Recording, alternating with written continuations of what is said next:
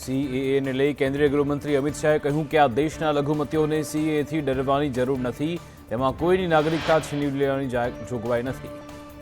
ભાજપે ગુજરાતની કુલ 22 બેઠકોના નામ જાહેર કર્યા. 22માંથી 10 બેઠકો પર વર્તમાન સાંસદોની ટિકિટ કપાઈ. 22 બેઠકમાંથી 4 બેઠક પર મહિલા ઉમેદવારો. ભાજપમાં ગુજરાતની 4 બેઠકો પર નામ હજુ બાકી. મહેસાણા, જૂનાગઢ બેઠક પર કુકડું ગૂંચવાયેલું. અમરેલી અને સુરેન્દ્રનગર બેઠક પર પણ નામ બાકી. માણાવદરના પૂર્વ એમએલએ અરવિંદ લાડાણી ભાજપમાં જોડાશે. વંથલી એપીએમસીમાં ભાજપનો ભરતી મેળો.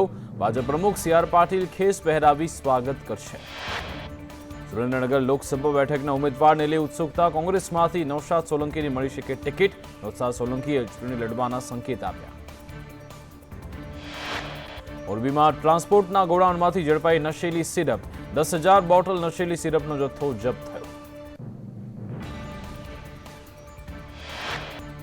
દિલ્હીના ઐતિહાસિક રામલીલા મેદાનમાં ફરી એકવાર ખેડૂતોની ગુંજ સાંભળવા મળશે. રામલીલા મેદાનમાં સંયુક્ત કિસાન મોરચા દ્વારા મહાપંચાયતનું આયોજન.